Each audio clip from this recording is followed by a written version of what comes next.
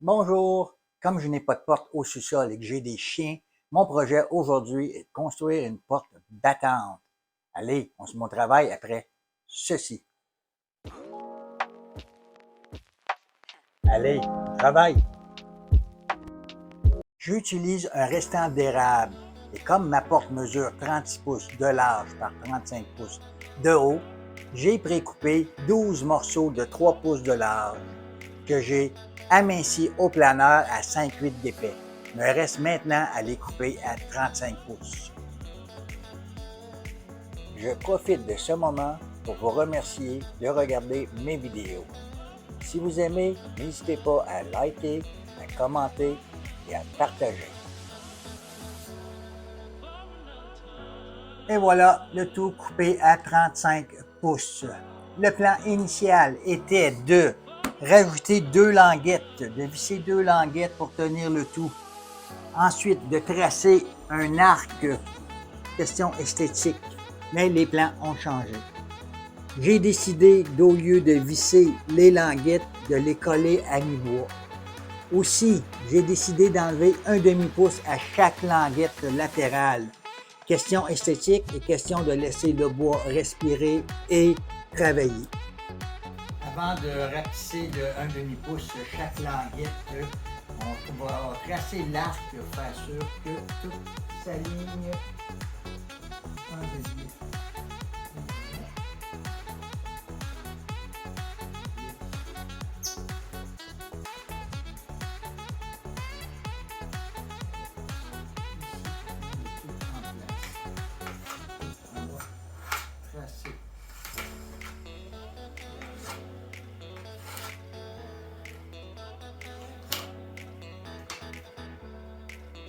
Oui, et voilà, l'arc est fait. Simplement vous mentionner que tous les produits et outils utilisés pour réaliser cette vidéo sont disponibles dans la description. Toutes les languettes ont été coupées et je garde le demi-pouce enlevé car lors du collage, elles serviront de séparateur. Reste maintenant à découper l'arc à la scie à ruban. Pour un travail plus précis, on découpe près de notre ligne sans y toucher et on finit à la sableuse à ruban.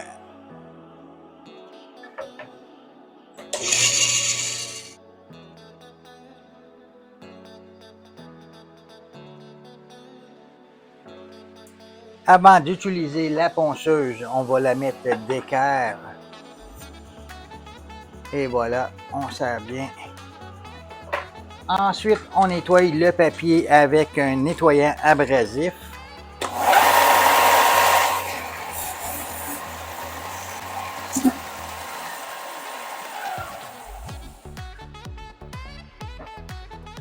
Et on ponce nos morceaux jusqu'à la ligne sans les dépasser.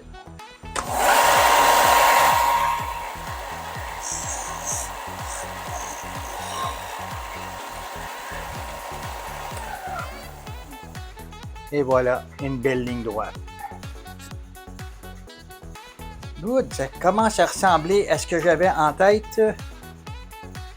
Si on enlève les séparateurs, ça va nous donner une idée du résultat final. Et voilà. Reste maintenant à incruster les languettes qui vont tenir le tout ici à mi-bois. Le dilemme, au banci ou bien à la toupie. Donc le choix s'est arrêté sur la toupie. On va s'assurer que tout est droit et d'équerre.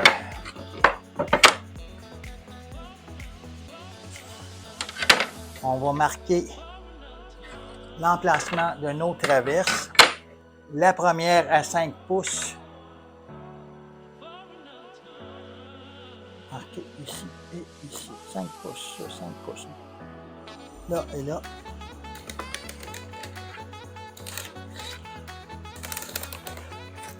Et la deuxième, on la veut à 20 pouces. Et 20 pouces ici.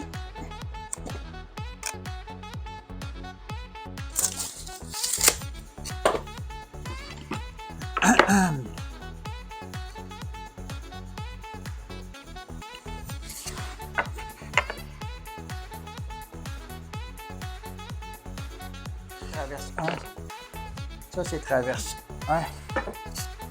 Ça, s'il y a une petite différence dans l'épaisseur, on ne sera pas joué de tour. On trace l'emplacement de la deuxième traverse.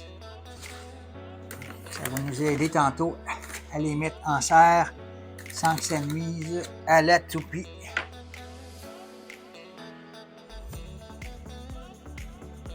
Maintenant que la première rayure est faite, reste à faire les petits ajustements. Donc, pour faire les ajustements, j'aime bien utiliser un petit bloc papier sablé qu'on fait soi-même, là, un petit morceau de bois qu'on colle un papier sablé. Ça, c'est du 120. Et on ajuste les champs qui sont trop têtes. Une petite astuce, si on arrondit un peu les bords de notre coupe, ça va être plus facile là, de rentrer dans notre pièce de bois, à mi-bois. Et voilà. Maintenant, installé pour faire notre deuxième rainure, toujours en 3 passes.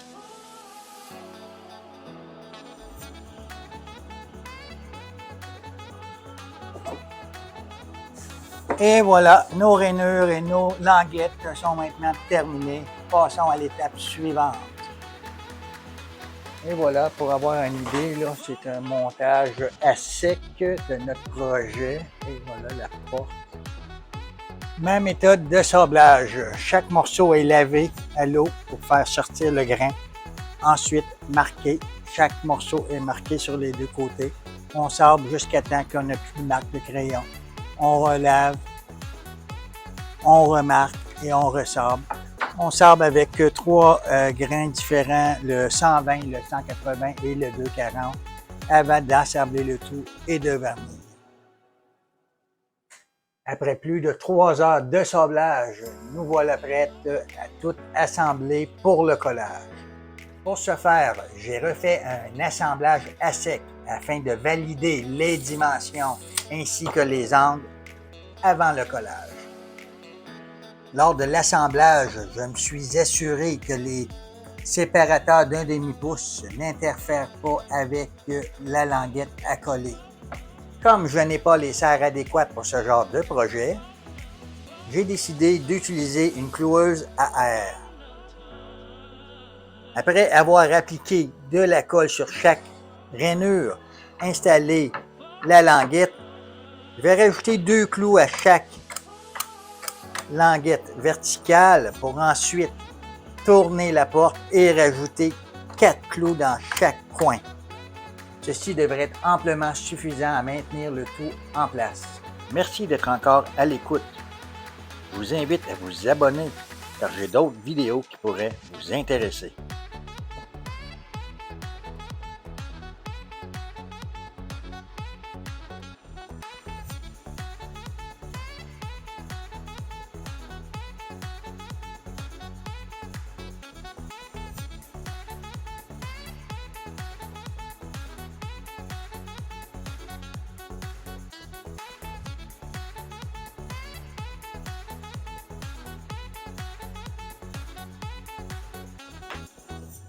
Le tout a bien été,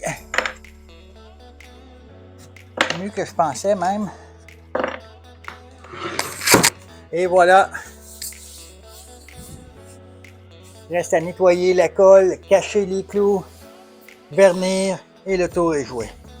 Il reste à bien dissimuler les clous avec un cache-clous. Ensuite, on cache les imperfections et les trous avec un bouche-port. On laisse fesser, un petit sablage et on est prêt pour notre vernis. J'ai choisi un vernis à plancher très résistant à base d'eau, semi-lustré de marque Salmon. 3 couches ont été appliquées uniformément dans le sens du grain. Entre chaque couche, j'ai poncé avec du papier abrasif 180 pour ensuite bien nettoyer avec un linge propre et humide pour complètement enlever les résidus. Bien laisser chasser 1 heure ou 2 entre chaque couche. Ainsi, de laisser sécher durant 24 heures afin de permettre au vernis de durcir avant l'installation. Et voici le résultat. Allons l'installer maintenant.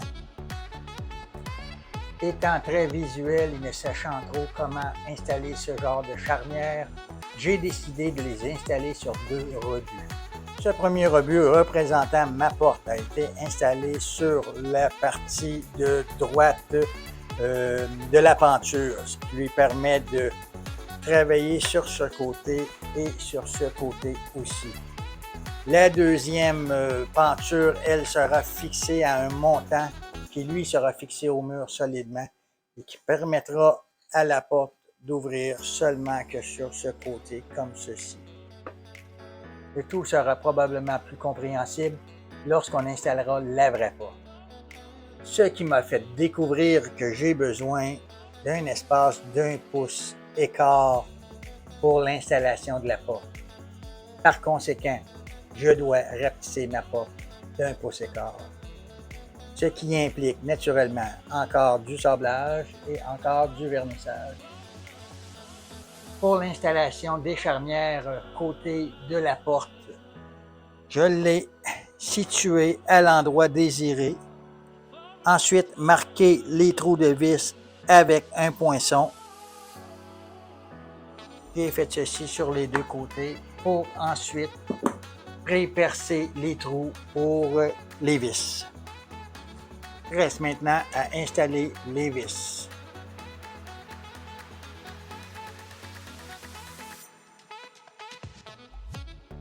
Je vais utiliser les petits blocs 1, 2, 3, très utiles dans un atelier, afin de bien situer les pentures sur mon support. Étant donné que mon support est au-dessus d'une plainte de 3 pouces, je rajoute la hauteur de la plainte, 3 pouces, avec le rebord de mon établi, et voilà.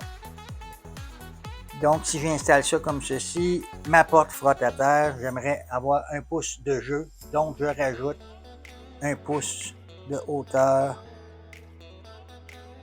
à ma porte sur un bord, sur l'autre côté aussi.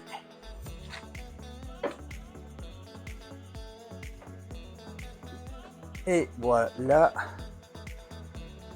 Revérifie la hauteur de mon support par rapport à la plainte. J'ajuste la penture sur mon support. Je marque l'endroit où vont mes vis. Le tour est joué. Pour éviter l'éclatement du bois lors de la pose des vis, j'ai pré-percé les endroits où les vis seront installées de chaque côté de mon support. Perçons maintenant les 4 mortaises.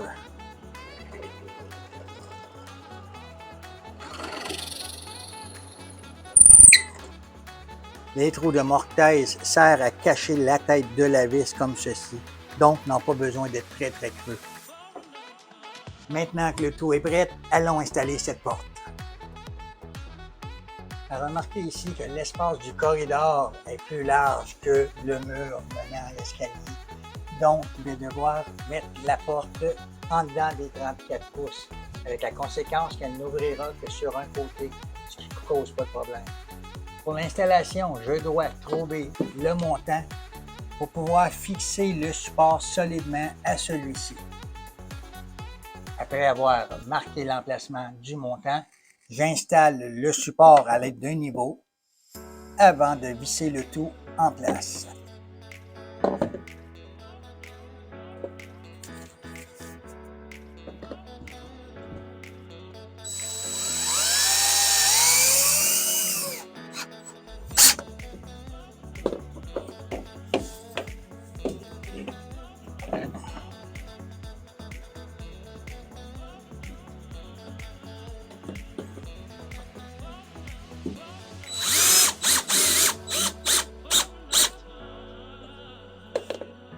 Pour aider l'installation, j'ai assis la porte sur mes blocs 1, 2, 3. ce qui me facilite la tâche pour visser les charnières.